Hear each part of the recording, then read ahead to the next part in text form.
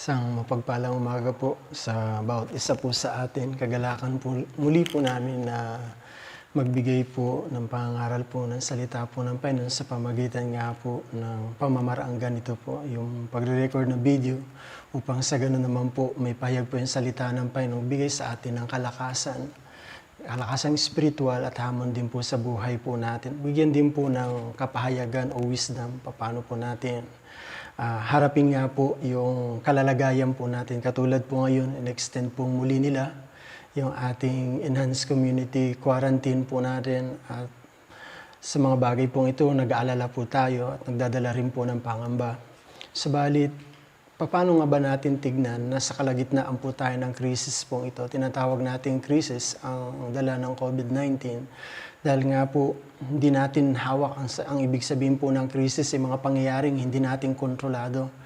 Kaya nagdadala ito ng pangamba at takot po sa atin. At in-extend po nila yun hanggang May 15 pa rin po tayo na nasa quarantine po tayo, hindi po tayo makakilos na makapunta sa labas. At kaya, paano nga ba natin dapat tignan ang mga bagay na ito bilang isang mananampalataya sa Panginoon? Ano ba yung dapat natin gawin habang nasa kalagitnaan pa tayo ng krisis na ito?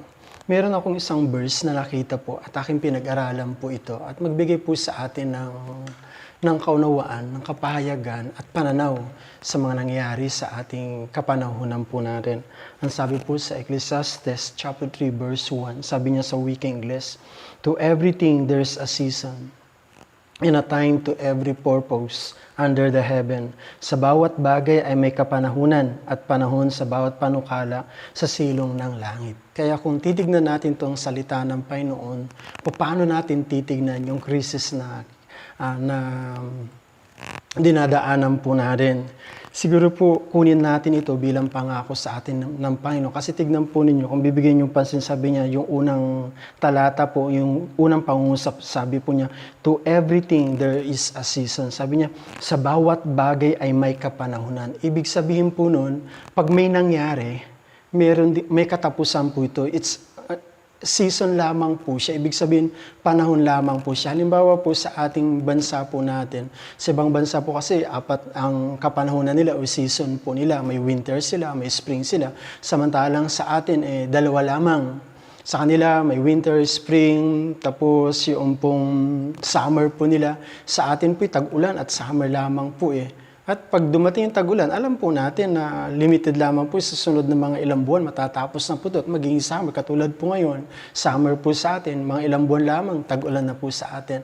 Ganon din po ang pahiwatig po ng verse po ito. Pero meron ko na nakita rin po, ang sabi ng isang manunulat din po, sabi niya, crisis, sabi niya, is not permanent condition, it is only a temporary.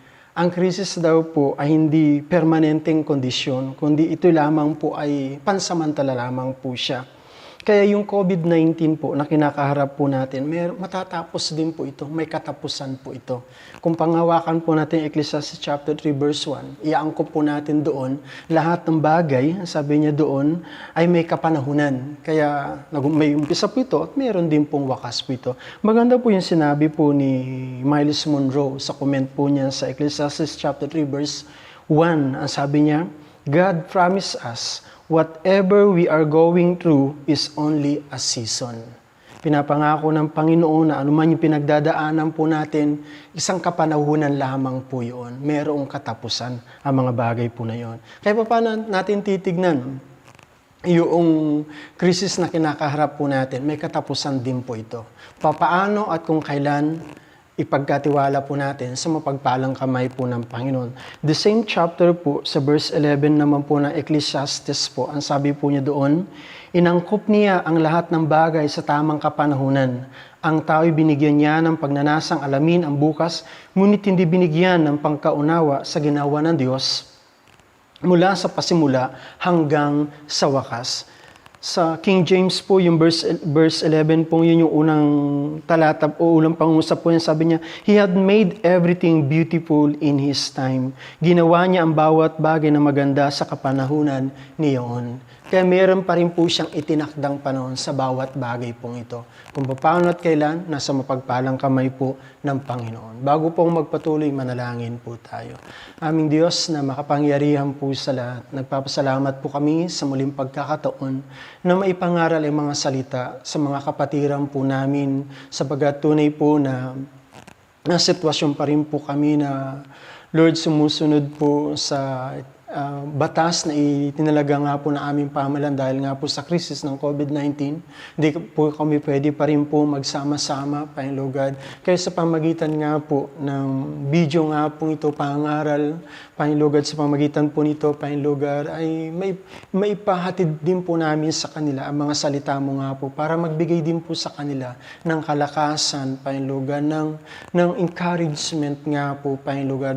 Bigay din po sa kanila ng pag-asa nga po, lalo na nga po, Panginoon God, humaba pa po ang Panginoon ang panahon ng aming quarantine nga po, Panginoon God. Alam ko po na mag-aalala na po ang marami po namin mga kapatiran nga po dahil sa tinatakbo ng mga buhay po namin ngayon po, Panginoon God. Subalit, Lord, dahil ang sabi nga po ng mga salita, Panginoon God, lahat nga po ng mga bagay ay tinakda mo nga po ayon sa kapanahunan nga po nito. Kaya, Lord, magtitiwala po kami sa inyo, Panginoon God, sapagat tunay ang bawat bagay na nangyari sa mundong ito ay ayon pa rin po sa iyong kapahintulutan nga po, Panginoon God. Kaya naman, Lord God, sa pangaral ng mga salita, mangusap po kayo sa bawat isa po sa amin. Salamat po sa pangalan ni Jesus. Amen. Sabi nga, paano natin titignan? Ang lahat ng mga bagay pong ito ay mayroon pong katapusan. Paano at kailan? Nasa kamay po ng mapagpalang Diyos. Ano naman po dapat natin gawin habang inihintay po natin ang pagtatapos ng mga bagay pong ito? Meron po kong 3 puntos na nais ko pong i-share po sa inyo na pwede po nating gawin habang nasa kalagitnaan pa rin po tayo ng banta nga po ng COVID-19. Salamat po tayo sa ating bansa ay hindi po mabilis ang mga kaso ng COVID-19 at nagpapasalamat tayo sa ating gobyerno sa mabilis din po nilang pagkilos para po mapahinto o mapigil mamang po o mapabagal yung pong pagdami nga po nung kaso nga po. Isa nga po yan yung enhanced community quarantine po natin. Kaya tiyaga lang po tayo, pagkatiwala po natin lahat sa Panginoon. Ano po yung dapat natin gawin? Una po, be at rest. Bakit ko po nasabing be at rest o magkaroon tayo ng kapahingahan kahit nasa gitna po tayo ng krisis pong ito? Alam po ninyo, sa krisis din po ay maepekto po ito. May mga ilang sinulat po ako, konting research lamang po kung anong may bibigay ng krisis po na kinakaharap ng isang tao po o ng grupo ng mga unang bansa po. Ang una po doon ay nagdadala po ang epekto po nito ay takot. Karoon ng takot. Katulad ng COVID-19 po, pag pinapanood po natin yung mga may kaso po nito, yung statistic po na inilibigay po nila, lalo na sa Amerika po, ay talagang libo-libo po. 30,000, 40,000 na po yung namamatay dahil nga po sa COVID-19. Magkakaroon talaga po tayo ng takot. Ang apekto pa rin po nito, magkakaroon ng trauma, lalo na po yung mga may kaso po nito. Sabi pa po nila, magkaroon ng depresyon, kalungkutan, lalo na nga po yung mga hindi po makapaghanap buhay, limited lamang po yung resources po nila, tatamaan po talaga ng depression po yun. Kasi kaiisip po nila, makatulog sa gabi, saan sila kukuha? Then, despair, maging desperado po yung iba. Anxiety, sabi po doon, kabilisahan. Then worry, pag-aalala. Then, yung last po ay hopelessness, kawalan ng pag-asa. Yun daw po yung epekto ng crisis pong ito. Pero bakit nasabi kong pong be at rest? Kasi po, pag nasa Diyos po tayo, o meron tayong personal na relasyon sa Panginoong Diyos, meron tayong kapahingahan. Bakit ko po nasabi po yun? Kasi po, ang Diyos ay hindi po nagbabago. Ang sabi nga po ni isang manunulat, sabi niya, nothing is permanent except God and His promises.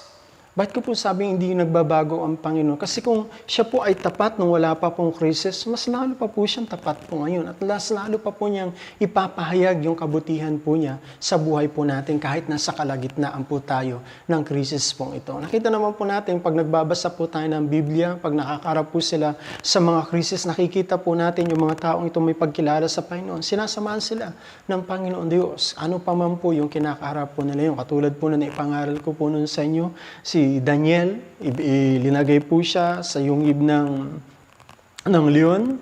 Pinarusahan po siya at ilinagay po siya sa yung leon, pero anong ginawa po ng Panginoon? Tinikom po niya yung bibig po ng mga leon pong yun. Kaya po tayo pong may pananampalataya sa Diyos at mayroong personal na relasyon sa Panginoon, pwede tayong magkaroon ng kapahingahan. At tignan po natin yung mga ilang pangako ng Panginoon. Sabi ko po kanina na lahat ay magbabago, pero ang Diyos at ang kanyang pera lamang ang Diyos at ang kanyang pangako, hindi po magbabago po yan. Ilan po sa mga pangako ng Panginoon. Sabi po niya sa Malakay chapter 3 verse 6, ako ang Diyos, sabi po niya, I change not. Then sa Hebrews 13 verse 8, ang sabi niya, sa Jesucristo noon, ngayon at magpakailanman.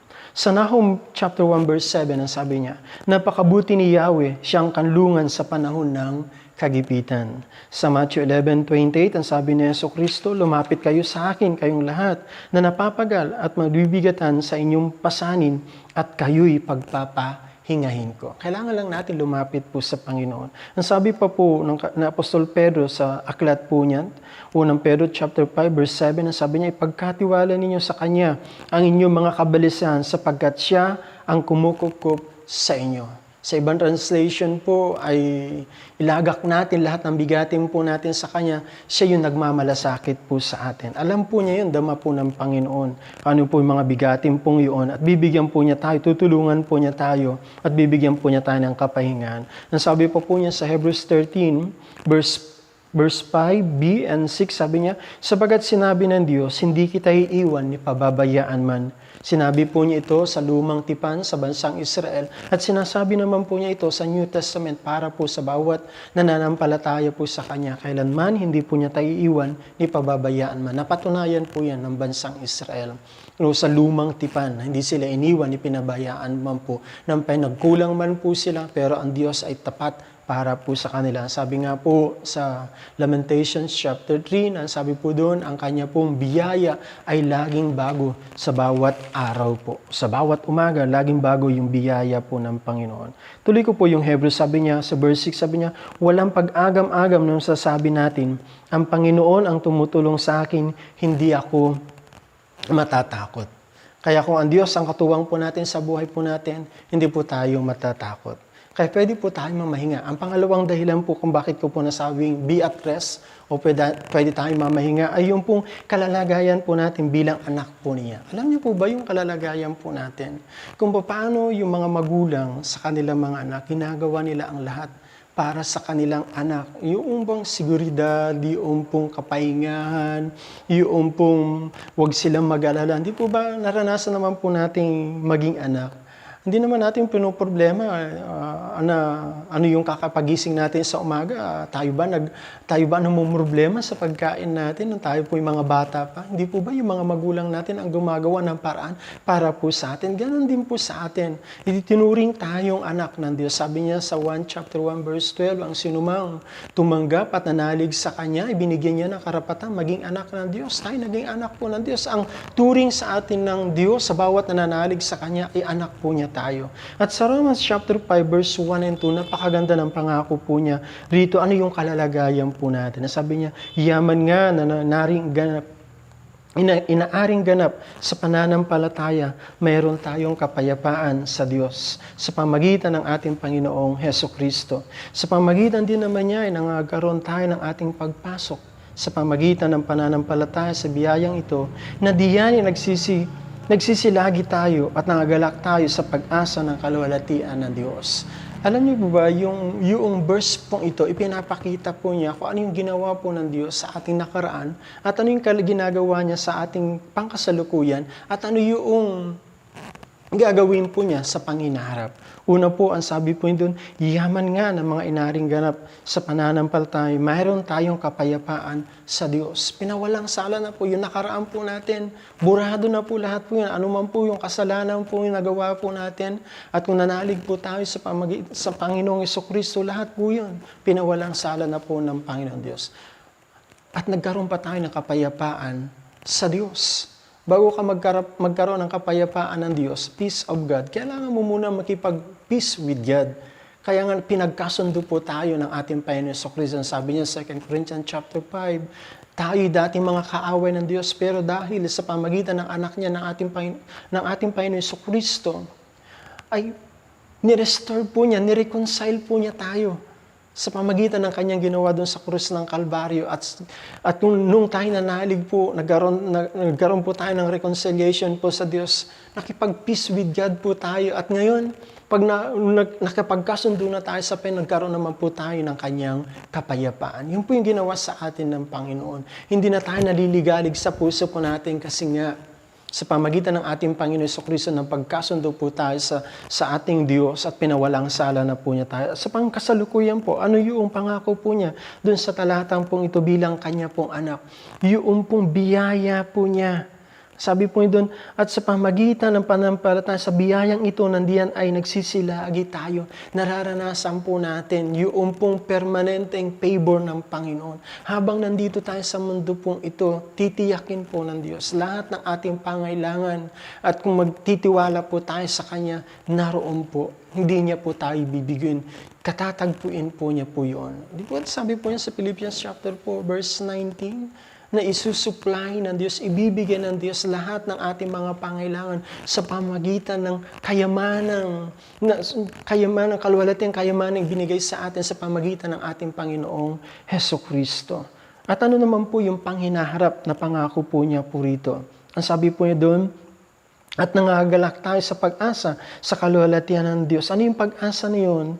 Na makakasama po tayo sa kaluwalhatian po ng Panginoon. Kaya nga yung buhay po natin secured po eh. Kaya pwede nating sabihin na pwede tayong be at rest, magkaroon ng kapahingahan. Kasi nga, anak tayo ng Diyos. Meron tayong kapalatagan na sisiguraduhin po niya, naiingatan po niya tayo. Di po ba ang ating Pangulo po ngayon ay nagpapakita ng kagandahang loob? Kasi pinipilit po niya o ginagawa niya ang lahat para ma-secure po niya yung nasasakupan po niya. Hindi na po niya iniintindi yung pansarili lamang po niya, kundi yung kapakanan ng lahat. At talagang napakalaki na po yung nagagastos po nilang budget po roon para lamang po sa atin. The same thing din po sa Diyos. Hindi po niya tayo iiwan, ipababayaan man. Kaya po, kung wala pa po kayong relasyon sa Panginoon, personal na relasyon sa Panginoon, ito yung pagkakataon na maranasan natin yung tunay na kapahingan kung tayo po ay magkakaroon ng personal na relasyon sa Panginoon. Sabi ng Romans, chapter 10, sabi po niya doon, verse 9 and 10, sabi niya, kung ipapahayag ng inyong mga labi na si Jesus ay Panginoon at nananalig ka ng buong puso na siya'y muling binuhay ng Diyos, maliligtas ka. Sapagkat nananalig ang tao sa pamagitan ng kanyang puso at sa gayoy napapawalang sala at nagpapahayag sa pamagitan ng kanyang labi at sa gayoy naliligtas. Kapatid, kailangan mo maranasan na magkaroon ka ng personal na relasyon sa Panginoon Diyos upang magkaroon ka ng kapahingahan sa buhay mo. Pangalaw po na dapat po natin gawin habang hinihintay natin yung pagtatapos ng crisis pong ito. Gumawa po tayo ng plano. Make a plan. Ang sabi po ng isang manunulat, sabi niya, crisis gives the incentive to plan for the future. Binibigyan niya tayo ng pagkakataon para makapagplano sa panginaharap. Kaya dapat natin gawin. Magplano po tayo. Maging handa po tayo sa parating. Ano po yung parating na dapat nating paghandaan? Alam niyo po, sa pananalangin natin o sa pagbabasa po natin o pag pinansin po natin ano nangyayari sa Christian world, meron pong isang bagay na ginagawa po ang Panginoon. Ang sabi po sa 1 Corinthians chapter 2 verse 9, sabi niya, hindi pa nakikita ng mata, ni naririnig ng tainga, hindi pa rin sumasagi sa isip ng tao ang hinanda ng Diyos sa mga umiibig sa Kanya. Alam niyo po ba ang isang resulta po ng krisis? Pag may nangyaring krisis po, ang resulta po, nagkakaroon po ng pagbabalik ng tao sa Diyos. At ang inaasahan po na marami po ngayon, lalo na po sa mga samahan ng mga Kristyano, ay yung word na revival, yung pagkilos po ng Panginoon. At maraming nananalangin po nito kasi napapanahon naman na po siya lamang ang makakapagpapigil, makapagtatapos ng krisis na kinakaharap po natin. At kailangan po natin yung pagkilos po niya. Yung revival, ang ibig sabihin po ng revival po niya, yung sovereign act ng Panginoon na hindi sa pamagitan ng tao po, kundi sa pamagitan ng kanyang banal na espiritu. Na yung mga nanlalamig ng kanilang pananampalataya, magkakaroon ng pag-alab ng kandamdamin po nila. At ito rin pagliligtas po ng Panginoon. Ito rin yung visible na makikita nila yung pagkilos po ng Diyos. Hindi na na naman nila madi-deny na hindi ito gawa ng Diyos, kundi masabi nila ito'y gawa ng Diyos sapagkat napapatunayan nila yung pagkilos po ng Panginoon. Meron pong isang pangyayari po sa Amerika noong 2012. Ito po sa Newton shooting po. Meron na lang pong isang tao na pumasok, pinagbabaril po yung mga kabataan. At marami po ang nasawi po roon. Pero isang napansin po ng isang manunulat, ang sabi po niya, dahil sa krisis po yun, ang sabi niya, our society turned visibly to God and faith commonly faced to the tragedy. Anong ibig sabihin po niya? Nakita daw po niya yung lipunan po nila na hayagang nagbalik po sila sa Diyos, sa pananampalataya at sama-samang po nilang kinarap yung trahediyang pong yun sa tulong po ng Diyos. Kaya ang krisis po, makikita pa na nasa kalagitnaan po tayo ng krisis. Ano dapat nating handa? Maghanda tayo na yung pagkilos ng Panginoon. Yung revival po, makisama tayo sa pananalangin na, Lord, send revival sa aming bansa o sa aming mundong kinagagalawan po namin. At pangalawa po, ihanda po natin yung pag-aani ng maraming kaluluwa. Naniniwala po ako na pagkatapos po nito, yung krisis pong ito ng COVID-19, maraming pusong uhaw, maraming pusong bukas para tanggapin o kilalanin po ang Diyos. Sapagkat nakita na nila, yung pong nagkaroon na sila ng awareness patungkol sa buhay at kamatayan. Nakikita nila sa mga TV kung gaano kabagsik yung ginagawa noong COVID-19 pong yung takot, yung pangamba na ibinibigay sa kanila. At ang tunay lang naman po na makapagbibigay sa atin ng kapanatagan ay yung pananampalataya natin sa Diyos. Kaya handa natin yung sarili natin bilang mga Kristiyano. Pagkatapos ng COVID-19 na ito, kailangan alam po natin kung paano natin share yung mabuting balita po sa kanila. Dahil maraming mabubuksan. Naniniwala ko maraming bubuksan ang Diyos ng mga puso na anihin po natin. Kaya maghanda po tayo. Handa po natin yun. At tayo naman po mga mananampalataya, patuloy tayong maganda. Ang sabi nga po ng isang manunulat, sabi po niya, hope for the best, but prepare for the worst.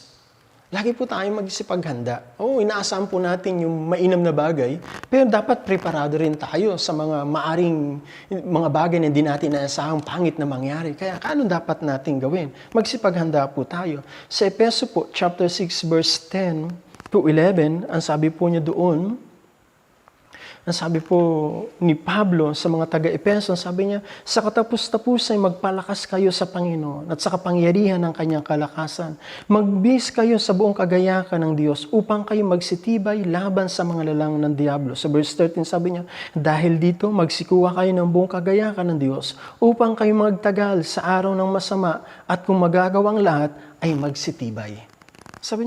Sabi niya sa Wiking List, that you may be able to withstand in the evil day. Kaya dapat nakapaghanda ka. Nakahanda yung sarili mo. Kaya nga, umaasa tayo na matatapos sa mga bagay pong ito, pero kailangan mo rin ihanda pa rin yan sa sarili mo. Hindi ka pa rin kampante, kundi bagkus handang-handa ka sa ano mong pwedeng gawin ng kaaway. Suot natin yung baluti po ng Panginoon. At sa ano pong para sa pamagitan po rin, magbabad po tayo sa salita po ng Panginoon. Mag-aral po tayo ng kanyang mga salita. Manalangin po tayo. Gamitin natin yung pagkakataon, yung worship, yung pagsamba po natin sa Panginoon. Ilalim pa po natin. Ilalim po natin po yun. At pag lumalalim po tayo sa Panginoon, magiging mabunga po tayo. Sabi nga po ng 2 Kings chapter 19 verse 13, sabi doon, ang punong kahoy, yung ugat po niya, ay lumalalim. Habang lumalalim po siya, pag lumalim na yung ugat po niya, nagkakaroon din po ng bunga.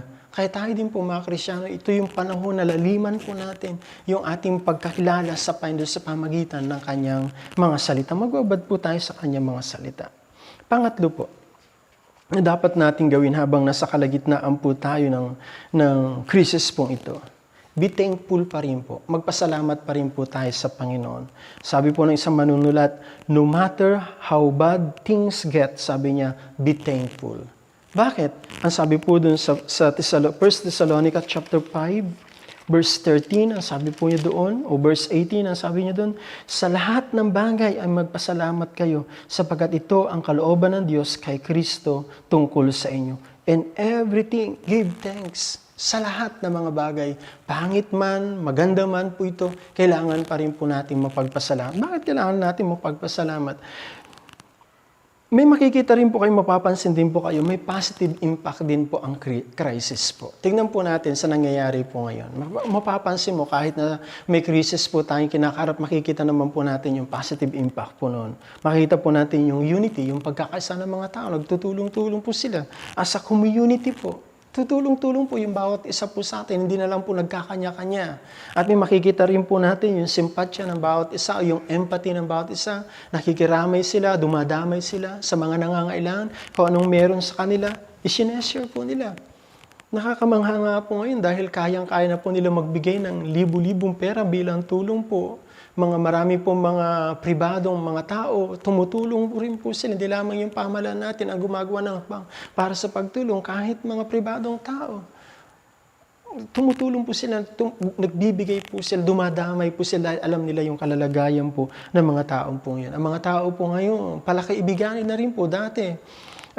Hindi ka nagpapansin ng kapitbahay ninyo, pero ngayon dahil may krisis, nakikita mo yung kailangan, nagiging kaibigan, nagtutulungan yung bawat isa po sa atin. At ang maganda pa po doon, we think, nag-iisip po tayo ano yung common good ng bawat isa po sa atin. Iisip natin ano yung magagandang bagay na pwede natin gawin sa bawat isa po sa nagtutulungan.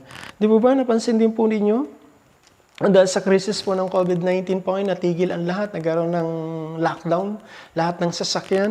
Pansin po nila, pinakita nila sa TV kung paano po bago yung climate po natin, umaliwalas. Sa Kamaynilaan nga po, nakikita po nila pag nasa Ross Boulevard ka, makikita po, matatanaw mo na po yung malaking cross doon sa Bataan. Tapos, pag tumingin ka naman sa bandang likod po noon, nakikita mo po yung kabundukan ng Rizal, yung Sierra Madre. Nawala na po yung smog po na araw-araw na maraming mga usok. Pero dahil sa crisis pong ito, nalinis po lahat. Pati nga po pollution ng ingay, tumigil po. Naging panatag, naging payapan, naging tahimik yung mga bagay po na yon. Po ba sa gabi lang, may mga karpi po, 8:00 pa lang, tahimik na, wala nang magulo, wala nang... Iyon po yung mga positibong bagay. Kaya pwede po tayong magpasalamat and everything give thanks. Kaya pwede tayong magpasalamat. Kasi sabi niya sa Ecclesiastes chapter 3, verse 11, nabanggit ko nga po kanina, He made everything beautiful in His time. Ginawa niya ang bawat bagay na maganda sa kapanahunan niyon. Hindi lamang puro pangit ang makikita natin sa krisis pong ito. Sa likod po rin po noon, meron pong ginagawang maganda ang Diyos para po sa atin. Kung tayo mo pagpasalamat po, ito'y nagpapakita ng lubos ng pagtitiwala po natin sa Diyos na tayo ay nasa mabuting kamay po ng Panginoon. Last verse po, ang sabi po niya sa John chapter 10, verse 28 to 29, sabi niya, sila'y binibigyan ko ng walang hanggang buhay at kailanman hindi sila malilipol at hindi sila agawin ng sinuman sa aking kamay. Ang aking Ama na sa kanila ay nagbigay sa akin ay lalong dakila kaysa lahat at hindi sila maagaw ni numan sa kamay ng Ama. Pag mapagpasalamat po tayo sa Diyos, nasa mabuting kamay po tayo. Nasa kamay tayo ng ating Panginoon Jesucristo, nasa kamay pa tayo ng Amang nasa langit. Ibig sabihin po noon, nasa mainam, rest assured po tayo, nasa mainam po tayong kalalagayan. To conclude po, ang pangako ng Panginoon sa Ecclesiastes chapter 3, verse 1 and verse 11 po, kung pangahawakan po natin ito at kung titignan natin yung ating kalalagayan po natin, nakakasiguro po tayo, matatapos din po ito dahil ito po yung pangako ng Panginoon sa bawat isa po sa atin. Mga kapatid, lalo pa tayong lumapit po sa Panginoon at magtiwala po sa Kanya, hindi po niya tayo iiwan, ipababayaan man. Maraming salamat po, pagpalain po tayo ng Diyos. Amen. Nalangin po tayo. Aming Diyos na makapangyarihan po sa lahat. Nagtitiwala po kami ng lubusan nga po sa inyo, Panginoon God. Sa kabila man po ng pag-extend pa po ng lockdown sa amin, Panginoon God. Dahil nga po sa krisis na kinakarap po namin, Panginoon God.